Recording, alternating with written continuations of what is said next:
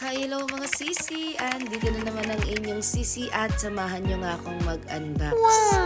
Another parcel, another gastos na naman. Ito na nga mga sisi at nag-check out nga tayo ng lagayan ng mga kaldero. Ayan, at may manual nga yan kaya napakadali na lang tignan kung paano ang gagawin at kung paano nga siya ikakabit. Yung nabili nga pala natin ay 7 layers at ang kinuha ko nga ay puti. Aba, hindi ko alam kung bakit in love talaga ako sa kulay na puti. Super pure lang talaga tignan at napakalinis ng puti.